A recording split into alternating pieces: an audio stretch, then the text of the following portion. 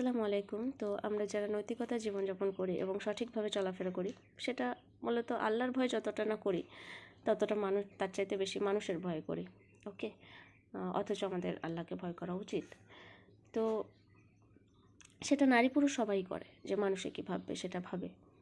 কিন্তু এক্ষেত্রে পুরুষেরা একটু শক্ত মনের হয়, এবং পুরুষেরা যদি এই ব্যাপারটাকে ঢিলেমে দিত যে না, যে যা ভাবে ভাবুক, এবং দে উডন্ট কেয়ার, এরকম যদি হতো, তাহলে কি হতো যে একজন নারী এবং তাদের যে দেবর, তাদের মাঝের যে একটা জিনা, সেটা বেড়ে যেত সমাজে। ওকে, 80% নারী জিনা করতো, because they are emotionally week.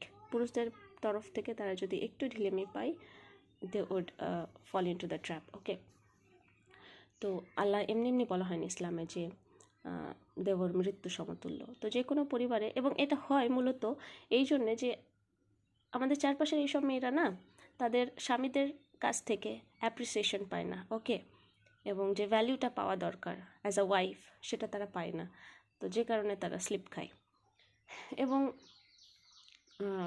তো সেই জন্য আর কি, যে কোনো পরিবারে দেওর এবং ভাবি বা সিস্টার্স ইন লদের মধ্যে পর্দা মেনটেন করা একান্তই জরুরি।